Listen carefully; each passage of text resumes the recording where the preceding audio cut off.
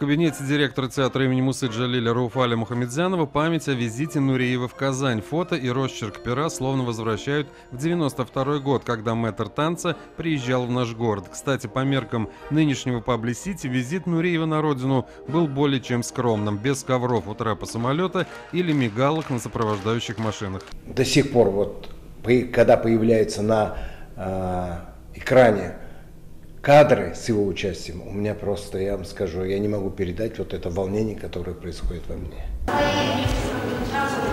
Два авторских балета «Спартак» и «Дама с камелиями», идущие только в Казани, будут чередоваться с классической «Нетленкой», которая идет во все времена с аншлагами. Список приглашенных солистов держится пока в секрете.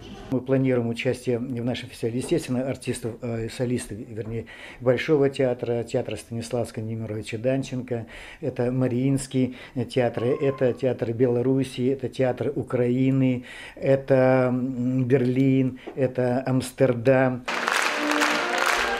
На постановку «Гала» под названием «Рудольф Нуриев. Танец с вечностью» вновь приглашен петербургский хореограф профессор Александр Полубенцев. Подключены сюда и другие специалисты из-за рубежа, и по светомонтировке, и по видео, какому-то материалу. Должно быть достаточно любопытно.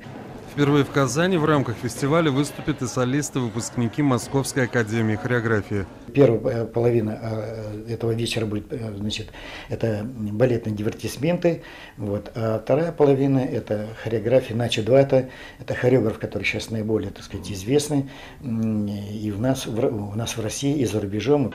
Что касается заявленного ранее Николая Цискоридзе, то присутствие представителя оскандалившегося Большого театра России пока не подтверждается на все 100%, но и не сбрасывается со счетов. Все карты мы раскроем в апреле месяце. Дмитрий Пивоваров, Дмитрий Рыженко, телеканал «Эфир».